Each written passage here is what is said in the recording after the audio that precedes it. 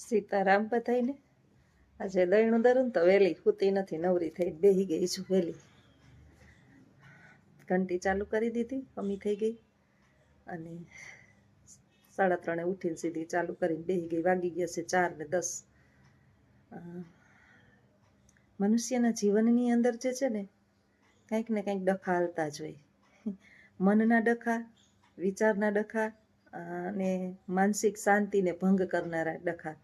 એટલે આપણે આપણા આત્મબળને મજબૂત બનાવીએ તો માણસ જેટલું કામથી નથી થાકતું ને એટલું વિચારોથી થાકે છે, એટલે વિચારોથી ન થાકીએ. એટલે હંમેશાને માટે જે છે ને આપણી જાતને કામમાં વ્યસ્ત રાખવી, નવરું ન બેસવું. કારણ કે નવરા બેસી અને આપણે વિચારવા માંડીશું ને એટલે આપણી જે શાંતિ ને ચેન છે ને એ ખોવાઈ જાય ને એક વિચાર આવશે. જીવનની અંદર વિચારો આપણને બીમાર પાડે છે. જરૂરથી વધારે વિચારો માણસને દુઃખી કરે.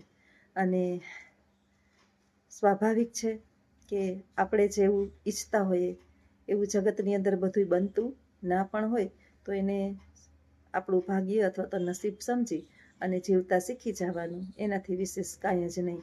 બધું ઉપરવાળા ઉપર છોડી દેવાનું. જિંદગીની અંદર આપણે અનેકો માણસો સાથે જોડાયેલા હોય. કોણ આપણા અને કોણ પરાયા એ તો વિચારવું અને નક્કી કરવું એ બહુ સમુદ્રમાંથી મોતી શોધ્યા જેવું છે. પણ જીવનના અનુભવો આપણને શીખવે ઘણું બધું. એક જે છે ને એક કૂવો હતો. કૂવાની અંદર અનેક દેડકાઓ જે છે એ પડી ગયા. પછી 2-3 દેડકાઓ બહાર બેઠા બેઠા એને કહેતા હતા કે હવે તમે બહાર નહીં નીકળી શકો. બધા દેડકાઓ બહુ પ્રયત્ન કરતા હતા ઉપર ચડવા માટે. વારંવાર પ્રયત્ન કરે પણ ઉપર આવી શકે નહીં. વળી પાછા કૂવામાં પડે. કૂવો બહુ ઊંડો એટલે દેડકાઓની બધી જ મહેનત જે છે ને નિષ્ફળ જતી હતી. ઉપર બેઠા બેઠા દેડકાઓ પણ ચીલાતા હતા કે રહેવા દ્યો, તમે બહાર નીકળી શકશો નહીં. એટલે બધા દેડકાઓએ પોતે કૂવાને જ પોતાનું ઘર માની લીધું. એને કૂપ મંડુ કન્યાએ કહેવાય. કૂવાનું દેડકો આપણે કહીએ ને એનું ત્યાં પૂરતી જ એની દુનિયા સીમિત થઈ જાય. પછી નાના વિચારવાળા હોય ને એની આપણે વિચારો હંમેશા મોટા રાખવા. હવે આ કૂવાની અંદર એક દેડકો એવો પણ હતો કે એ વારંવાર ચડતો હતો. કૂવો બહુ ઊંડો એટલે હાંફીને પાછો નીચે પડે, વારંવાર ચડે. નીચે દેડકા પડ્યા એમ કહેતા હતા કે રેવા દે ભાઈ, નહીં હવે આને અમે બેહી ગયા એમ તું બેહી જા. ઉપર જે દેડકા જોતા હતા એ પણ એમ કહેતા હતા કે નહીં ચડી શકીશ. પરંતુ વારંવાર પ્રયત્ન કર્યા પછી બહુ મહા મહેનતે એ દેડકો કૂવાની બહાર નીકળો અને બહારની દુનિયા એણે જોઈ. ત્યાર પછી બીજા જે ઉપર દેડકા હતા ને એણે એને પૂછ્યું કે ઓલા દેડકા જે છે ઉપર અને નીચે, કે તું કેમ આટલો બધો ઊંડો કૂવો છે, આટલો થાક્યો છતાંય તું કેમ ચડી ગયો? અમે તને આટલી બધી ના પાડી છો છતાં તે માન્યું કેમ નહીં? ત્યારે ખબર પડી કે આ દેડકો તો બેરો હતો. જીવનની અંદર ક્યારેક બેરું થઈ જવું બહુ સુખની પ્રાપ્તિ થશે. કારણ કે જ્યારે આપણે પ્રગતિના પંથે હોઈએ અથવા તો કંઈક કામ કરતા હોઈએ ત્યારે આ દુનિયાની અંદર ઘણા બધા દેડકાઓ હશે જે તમને રોકશે. તમારા રસ્તાઓની અંદર તમને વારંવાર નાસીપાસ કરશે કે તારાથી આ નહીં થાય, તું નહીં કરી શકીશ, આ કામ તારે લાયક નથી, આ બહુ અઘરું કામ છે, આ તારા માટે નથી, તું શું કરી લેવાનું? આવા પ્રશ્નોની હારમાળાઓ સાથે આપણો જે વિશ્વાસભર્યા ડગલાઓ છે એને તોડી નાખશે. આપણને ક્યારેક વિચાર આવશે કે સાલું નહીં થાય તો, એટલે એમ વિચારી અને 95% માણસો જે છે ને એ પાછા હટી જાય છે અને કામને છોડી દે છે. જે પછી કામ કરે છે એને જ પોતાનું નસીબ સમજી લે છે અને એમને પોતાનું જીવન પસાર કરી દે છે. જેમ કૂવાના દેડકા અંદર રહી ગયા હતા અને કૂવાને જેણે એનો સંસાર માની લીધો. મિત્રો, જ્યારે આપણી અંદર આવી ભાવનાઓ ઉત્પન્ન થાય ત્યારે આપણે પણ વિચારી લેવાનું કે સાંભળવાનું નહીં, બેરું થઈ જવાનું. જ્યારે બેરા થઈ જશો ને ત્યારે જીવનની અંદર ખૂબ તમને સફળતા મળશે. આપને થોડી ખબર છે કે થોડાક જ ડગલાઓની આગળ સફળતા રહેલી છે. એટલે જીવનમાં સફળ બનવું હોય તો ક્યારેક બેરા બનવું પડે.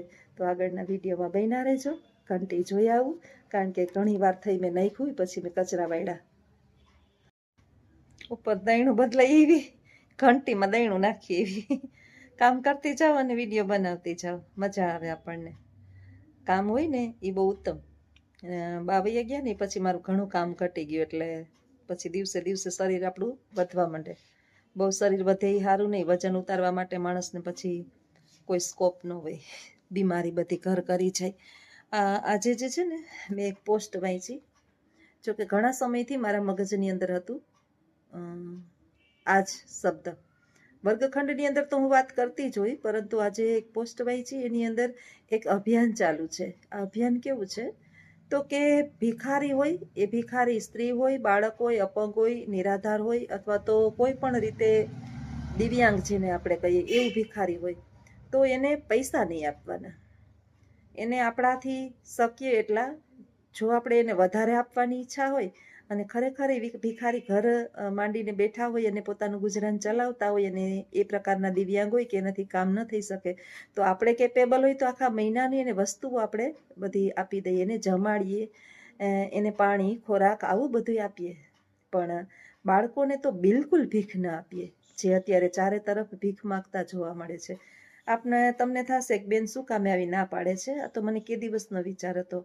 આપણે ગુજરાતની અંદર તો હમણાં તમે ઘણી જગ્યાએ જોયું હશે કે બાલ અપહરણ એના કિસ્સાઓ બને છે. ગુજરાતમાં ઓછા બને, પરંતુ બીજા રાજ્યની અંદર તો બહુ જ બને છે. એટલે મહારાષ્ટ્ર, મુંબઈ, પુણે, થાને આવા બધી જે જગ્યાઓ છે ત્યાં તો પ્રતિબંધ જ આપી દીધો કે કોઈએ ભિખારીને પૈસા રૂપી ભીખ આપવી જ નહીં, ગમે એટલા કર કરે કે ગમે એ કરે, એને ખાવાની વસ્તુ આપવી, બાકી એને ભીખમાં પૈસા ના આપવા.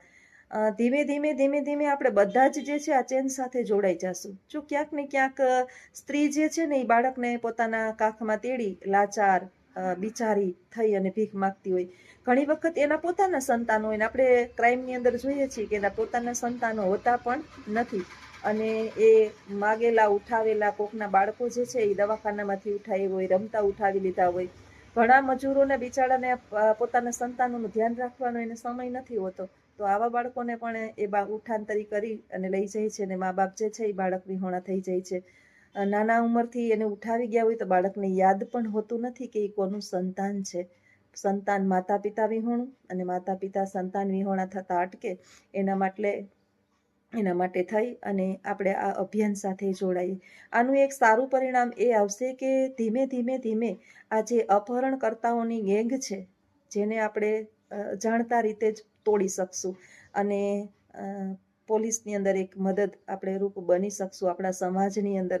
પછી બાળકોનું અપહરણ થઈ ગયા પછી એને ગોતવું બહુ અશક્ય થઈ જાય છે, બહુ મોંઘું પડી જાય છે. અથવા તો ઘણા કિસ્સાઓની અંદર તો અપરાધી પકડાવાના હોય ત્યારે બાળકને મારી પણ નાખતા હોય છે. જ્યારે બાળકને લઈ જાય છે ને ત્યારે એમનેમ જ એને રહેવા દેતા નથી. એની હું તમને જે છે ને એક બીજા મારો વિડીયો બનાવીશ ને એની અંદર એની આખી એક વાર્તા કહીશ. બહુ સરસ મજાનું જન્મોત્સવ કરી અને ધોરણ 10ની અંદર પાઠ આવે છે જન્મોત્સવ. આ બાળક આ જે હકીકત જેને આપણે અત્યારે કહી રહ્યા છીએ ભિખારીની, આખું એની અંદર એનું વર્ણન છે. આપણા રૂવાડા કાપી ઉઠે કે માણસો આટલી હદે સુકામે કરતા હશે નાના નાના બાળકો સાથે. ઘણાઈની આંખો એકાધી ફોડી નાખે, ઘણાઈના પગ અપંગ કરી નાખે, ઘણાઈના એકાધા હાથ ઠૂઠા કરી નાખે, અથવા તો કોઈ રીતે આવા બાળકને સારા સરસ સુંદર બાળકને દિવ્યાંગ બનાવી અને મેલા ઘેલા કપડાં પહેરાવી અને ભીખ માગવા મોકલી દેતા હોય છે. બધા જ બાળકો જે છે એ બધા સંતાનોના અત્યારે આપણે જોઈએ છીએ કે જે મજૂર વર્ગ જે છે ને એ કામે ચડી ગયો છે. આપણે ઘણાય કેટલા બધા લોકો જે છે એ કામે વળગી ગયા છે, ભીખ નથી મગાવતા એના બાળકો પાસે. તમે જોજો ક્યાંક ને ક્યાંક, પણ આવા જ્યારે ભીખ માગવાનો પ્રશ્ન આવતો હોય ને ત્યારે એ બાળકો ક્યાંક ઉઠાંતરી કરેલા હોય છે અને પોતાના બાળકો સંતાનો હોતા નથી. રેલવે ટ્રક પર જોવો તમે, બસ સ્ટોપ ઉપર જોવો, અથવા તો કોઈ જાહેર ફરવાની જગ્યા હોય ત્યાં બેઠા જ હોય છે. ઠીક છે આપણે વૃદ્ધો હોય સાવ લાચાર અશક્ત અને એને આપણે એવી રીતે કંઈ હેલ્પ કરીએ, પણ હું તો એમ કહું છું કે એવા વૃદ્ધો હોય અશક્ત હોય એને પણ જીવન જરૂરિયાતની વસ્તુઓ આપીએ તો વધારે બેટર રહે.